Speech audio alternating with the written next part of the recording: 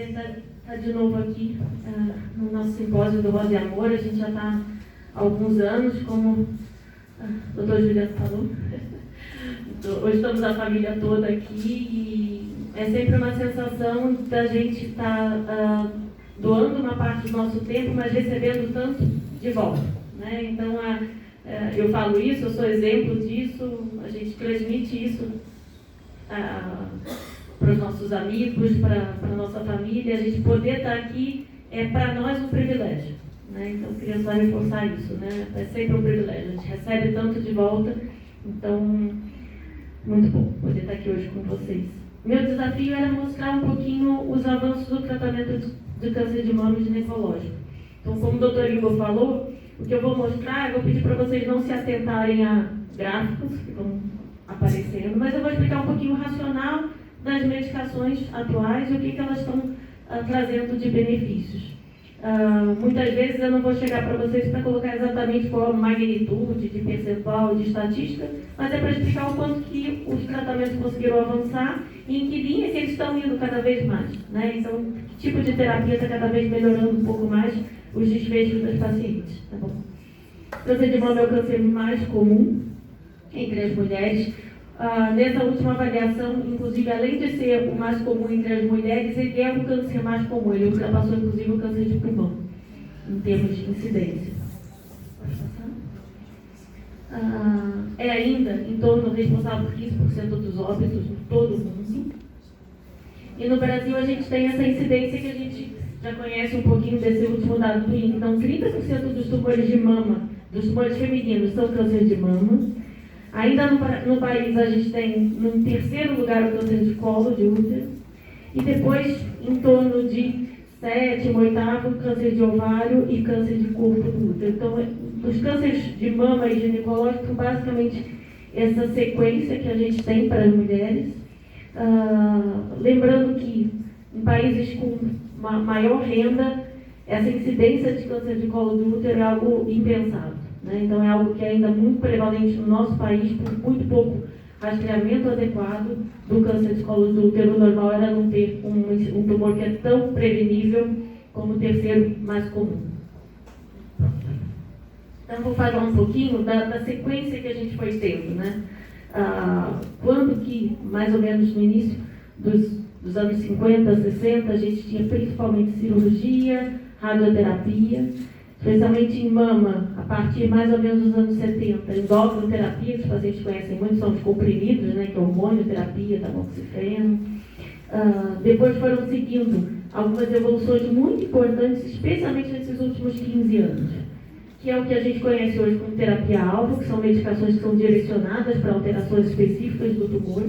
E mais recentemente, esses últimos talvez 5, 10 anos, o que a gente conhece hoje em dia por imunoterapia. Então, são basicamente esses tipos de tratamento que mais foram modificando em câncer de mama. Em câncer ginecológico, basicamente, além de a questão cirúrgica, que foi evoluindo muito em termos de técnica, muita coisa também melhorou em termos de terapia-alvo e em termos de imunoterapia para câncer ginecológico. Eu vou mostrar um pouquinho desses últimos resultados e medicações que apareceram, tá? Em mama, uma das coisas que mais foi acontecendo foi melhorar o tratamento cirúrgico. Você sabe que a cirurgia conservadora da mama, ela começou mais ou menos a ser investigada em termos de pesquisa no final dos anos 70, e ela foi muito motivada por pacientes que demandavam um tratamento que fosse menos mutilador. Isso foi muito reforçado porque no final dos anos 70 e início dos anos 80 teve também uma questão feminista muito importante. E foi uma das coisas que mais alavancaram. Um dos mastologistas mais antigos aqui da região, ele fala muito, mais antigos, né, com mais experiência, ele fala muito de como foi no final dos anos 70 ou dos anos 90 uma demanda das pacientes. Isso que fez, incentivou a modificar a questão cirúrgica, a entender que não precisava ser uma mastectomia, que era possível fazer uma cirurgia conservadora. E foram estudos de final dos anos 70 e início dos anos 90, dos anos 80, que realmente provaram que era possível fazer uma cirurgia conservadora.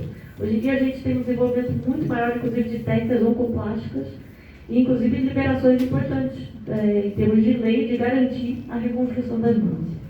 Próximo. E alguns estudos conseguiram, inclusive, fazer com que a gente pudesse tirar alguns tratamentos ou provar que o tratamento com muita toxicidade não precisava necessariamente ser feito. Então, algumas coisas interessantes são estudos que a gente mostra que as curvas são todas umas pertinho das outras. A gente vê que fazer o sentinela, né, que é tirar a primeira área de drenagem da mama e avaliar ela podia ser tão igual a fazer pós o sentinela de secção da axila em casos específicos de poucos linfonodos acometidos, cirurgias conservadoras. Então, você vê que esse é um estudo da idade ele tem em torno de quase uns 10 anos e provou que a gente pode fazer menos esvaziamento da axila, tirar aqui todos os linfonodos. Isso tem em torno de 10 anos que foi incorporado, né? Então, assim, algumas coisas são muito novas, mas já dá um benefício muito grande que diminui o risco de fazer o edema da mão, do braço próximo. Esse é um outro estudo que consegue prover que fizer radioterapia em algumas situações também é igual retirar os linfonodos. Então, quando a gente consegue provar que algum desfecho é tão parecido com o outro e eu consigo dar menos reação, menos toxicidade, menos morbidade mesmo, né, na qualidade de vida da paciente, são quando as evidências científicas mais conseguem ajudar os desfechos. A radioterapia é um dos outros eventos e junto com a químio e a terapia-alvo foram modificando. Então, mesmo a radioterapia, ela conseguiu, ao longo do tempo, modificar a maneira e fazer planejamentos que fazem menos toxicidade para os órgãos em volta. Tá bom? Em termos de câncer de mama, basicamente, a partir, como eu falei, dos últimos 20 anos, apareceram medicações que são medicações-alvo. Então, elas são contra algum tipo específico do tumor de mama e algum receptor que a gente testa no tumor. Vocês terem uma noção, toda essa lista, que agora já estão com 6 medicações, foram todas mais ou menos apresentadas nos últimos 10 anos, algumas delas nos últimos 3 anos. São medicações específicas para tumores que têm alteração de HER2. Além disso, alguns outros tipos de tumores de mama conseguiram ter tratamentos, como aqueles que são os inibidores de ciclina, que melhoraram, aumentaram inclusive o tempo de vida das pacientes mesmo. Alguns com aumentos em torno de 2, 3 anos. A gente tem hoje estudos, pode passar, que para esse tipo de tumor, que é o que depende de hormônio, pode passar, passou a ter um benefício tão grande que a gente tem pacientes com mais de 5, 6 anos de tratamento. Isso era antes impensável, isso foi publicado nesses últimos 2 anos. São tratamentos que focam justamente na terapia endócrina, em você conseguir modificar o ciclo do tumor, o tempo que a célula tumoral vai replicando. Pode passar.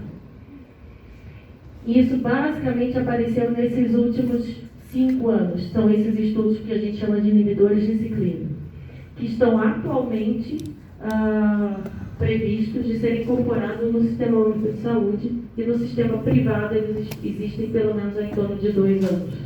Né? Então, uma incorporação foi aprovada recentemente, que a gente espera que chegue efetivamente a partir do próximo ano.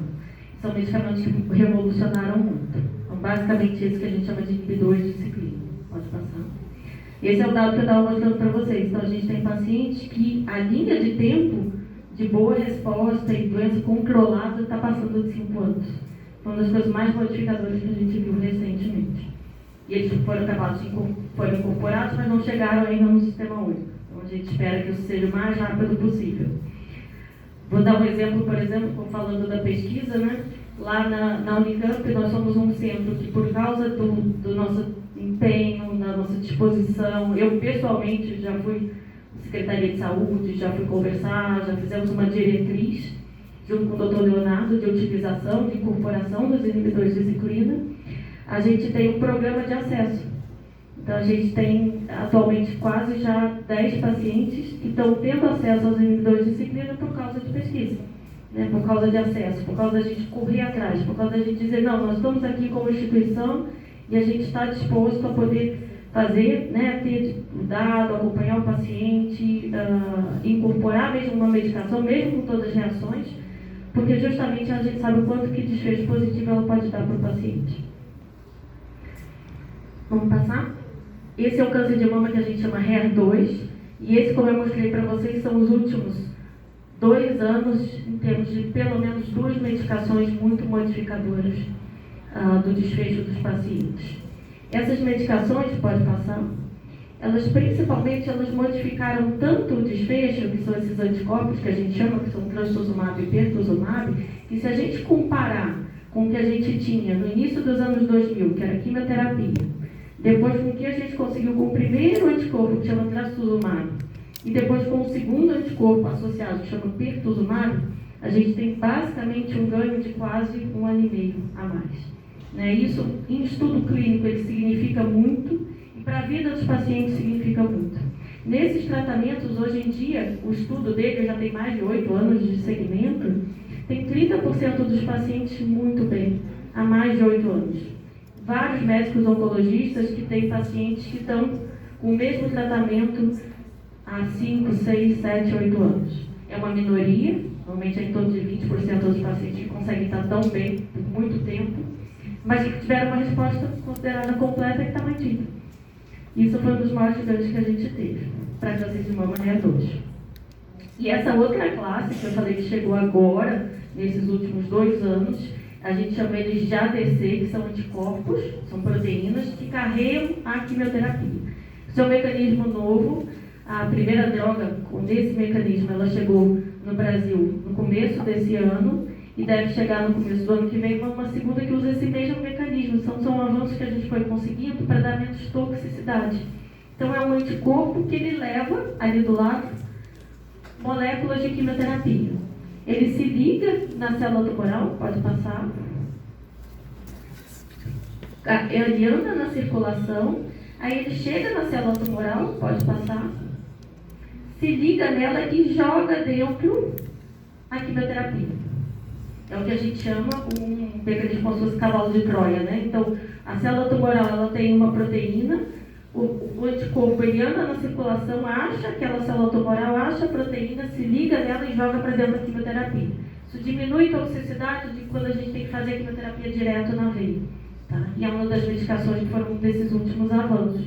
É um mecanismo que deve cada vez ir disseminando mais pelo racional, da gente conseguir achar uma alteração no tumor e fazer com que a medicação chegue diretamente só na célula tumoral, diminuir a reação que tem para as outras células normais. Pode passar. E foi um dos dados mais bonitos. Como o doutor Emílio falou, não vou falar tanto de gráfico, mas a gente fala que quando abre desse tamanho, é uma magnitude de benefício muito grande. Os pacientes que receberam a medicação na curva de cima tiveram um benefício muito maior do que quem não recebeu. E essa é uma dos exemplos dessa medicação, que é um anticorpo conjugado à droga. Então foi uma das coisas desses últimos 1, 2 anos que modificou tanto. Para câncer de mama, que é aquele que a gente chama triplo negativo, é o que não tem receptor hormonal nem o HER2. Ele é sempre um tumor que a gente vê uma qualidade de atendimento e de resposta muito ruim, pior do que dos outros tumores. E ele também teve o mesmo, pode passar, o mesmo dado tão positivo com o mesmo tipo de medicação, que são os anticorpos conjugados a drogas. Então também um desfecho melhorando para a curva verde, ainda muito ruim, né? Tem muitos eventos, tem muita resistência ainda, mas é um dos mecanismos que vai modificar para frente o tratamento das mulheres com câncer de mama triplo negativo. E falando um pouquinho dos tumores, que é o que a gente fala que são os que têm derivados de mutação herdada, mutação de BRCA, do gene BRCA1 ou BRCA2, foi aprovado há pouquíssimo tempo, incluído no rol da ANS, uma medicação oral, que é justamente para os pacientes que têm essa mutação de BRCA1 e 2. A medicação que chama olaparib, é um inibidor de enzima só para pacientes que têm uma mutação herdada e que essa mutação gerou ou causou, né, aumentou o risco de câncer de mama. Isso é um dado que foi considerado positivo, embora, como eu estou falando, é uma magnitude de benefício pequena, mas positiva do ponto de vista estatístico, para os pacientes com mutação de BRCA1 ou 2 e câncer de mama, e também, pode passar, para os pacientes com mutação do gene BRCA2, 1 ou 2 e tumores de ovário. Então, são dados que melhoraram os desfechos, diminuíram o risco da doença progredir e recidivar, e são medicações, nesse caso, essa medicação específica ela é oral, então é uma das limitações maiores em termos, especialmente nos serviços privados, né, no acesso, porque todas as medicações orais elas têm que entrar no rol 1, não. Recentemente ela foi incorporada para câncer de ovário, e pacientes que têm a mutação do BRCA1 ou 2. Pode passar. E a última parte que eu vou falar, em termos de tratamento e de inovações, é o que a gente chama hoje de imunoterapia. A imunoterapia, ela teve alguns avanços para câncer de mama e para cânceres ginecológicos. São avanços considerados não tão grandes quanto ela já teve para outros tumores, então tem históricos de câncer de pulmão, melanoma, que são tumores imunogênicos que a gente fala, eles realmente respondem muito à imunoterapia. No câncer de mama, o único tumor que parece que tem uma resposta boa são os tumores triple-negativos. Então, alguns triplos negativos a gente tem que fazer uma avaliação do tumor para ver se ele tem a imunogenicidade, e aí ele pode ser utilizado. Foram 2 cenários que foram aprovados recentemente, incorporados, uma imunoterapia que chama pembrolizumab, tanto no tumor triplo negativo quando ele é avançado, quanto também quando ele é na doença inicial, na neoadjuvância, que a gente tende a fazer o tratamento antes da cirurgia. Então, esse anticorpo, essa imunoterapia, que é o pembrolizumab, ela foi incorporada recentemente no sistema privado, e ela depende ainda da gente ver a característica do tumor para ver se ele vai responder à imunoterapia. Todo racional de imunoterapia ele é muito bonito, tem vários imunoterápicos, esse aqui é o principal, aprovado recentemente para mama e para tumor de endométrio. E o racional é que o nosso sistema imune, o tumor engana o sistema imune. Em vez do nosso corpo olhar, o célula tumoral fala, tem que atacar ela, porque ela não pertence aqui, o tumor fica mascarado. E a imunoterapia, elas são anticorpos que desmascaram o tumor, tiram o que o tumor está se escondendo e faz com que o próprio linfócito, nossa célula de defesa, consiga atacar o tumor. Um racional tão grande em relação a isso, pode passar, é que você consegue fazer com que isso vá criando uma resposta imune, uma memória. Então, pacientes muito respondedores à imunoterapia, eles podem manter a resposta por muito tempo, porque o sistema imune ele vai aprendendo como é o tumor e consegue sempre manter uma resposta. Então, a chance de ter resistência àquele tratamento é menor. Pode passar. Esse é o estudo que foi incorporado agora para neoadjuvância. Então, quando a gente usa a imunoterapia no câncer de mama triplo negativo, durante o tratamento antes, junto com o químio, pode passar. E esse daqui é a imunoterapia no câncer de corpo uterino, o mesmo tipo de racional, é um outro tipo de imunoterapia, mas ele consegue ter uma resposta interessante e mantida. A gente vê quando a curva fica sempre alta, acontecem menos eventos, porque a imunoterapia tende a conseguir fazer isso. O nosso organismo ele aprende com as alterações do tumor e vai mantendo a resposta. É quando a gente vê a curva que fica assim, não vai caindo.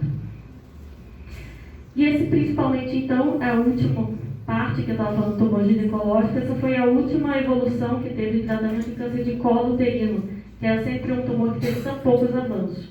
É também o mesmo racional de imunoterapia. O dado é da mesma medicação, chama pembrolizumab, em que conseguiu diminuir a sequência de eventos no câncer de colo uterino avançado, justamente porque também, do ponto de vista de imunoterapia e de alteração no tumor de colo uterino é muito importante. Ele é um tumor que tende a ter essa imunogenicidade. Então, por isso que ele foi um dos tratamentos que foi incorporado agora, também esse ano, juntamente com quimioterapia, e consegue diminuir a resistência e melhorar o tratamento, tendo menos eventos, menos progressão. Ele ainda é para a doença de colo do útero mais avançada. Por esse meu último slide, só colocar um pouco para vocês que a gente tem, no momento de tratamento e diagnóstico, incorporando um pouquinho o doutor Juliano falou, a gente tem basicamente 3 momentos, né? Existe um momento que é o que a gente fala que é o intervalo do paciente. Quando ele tem um sintoma, quando ele percebe que aquilo é perigoso, que pode ser um tumor e que ele procura atendimento. Esse é o intervalo que o paciente tem. Como é que ele vai ter acesso, como é que ele vai conseguir ir na unidade básica, como é que ele vai ser inserido no sistema CROSS e como que ele vai conseguir acesso até um diagnóstico, né? Às vezes esse intervalo ele não é por sintoma, ele pode ser só por rastreamento. Atualmente no Brasil, a gente tem, nesse último dado que a gente coletou no CAIS, 60% dos pacientes que chegaram com câncer de mama já tinham sintomas.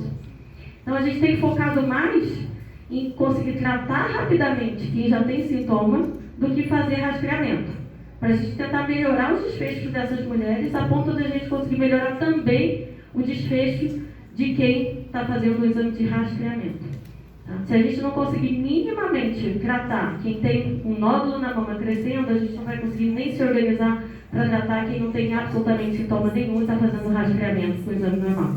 Tá? Então, essa é a nossa urgência como país de média e baixa renda. Tratar, dar acesso a quem tem já um sintoma. E esse é o que a gente chama de intervalo do paciente. O resto, ou da sequência, é o diagnóstico e do intervalo. É a partir do diagnóstico, nós temos uma lei no Brasil, que é a lei de 60 dias, ela é citada em reuniões da Organização Mundial de Saúde. Né? Eu acho que eles só não entendem que é uma lei que como não tem tanto... O paciente tem que buscar mesmo o seu direito, ela não tem uma penalidade direta, né, para o sistema, ela tende a ser pouco executada. Porque é justamente o intervalo do paciente ter um diagnóstico na mão de um câncer e chegar a um tratamento, ter acesso a um tratamento. Isso é uma das coisas dos últimos dados, também coletados no CAISM, isso leva 6 meses, isso não leva 60 dias. Tem levado 6 meses em média. E esse é um intervalo que a gente precisa melhorar. E aí, por fim, para a gente depois melhorar e conseguir melhorar mais ainda os desfechos das mulheres com câncer de mama, que é quando a gente vai, como eu mostrei para vocês, todos os tratamentos que vieram melhorando.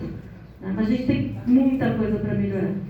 Desde a conscientização, para até o próprio paciente buscar ajuda, buscar resultado, buscar exame, buscar atendimento precoce, ter acesso adequado, que aí, eventualmente, a gente melhorar até ainda com bons tratamentos que vem cada vez melhorando graças à ciência e à pesquisa. Obrigada.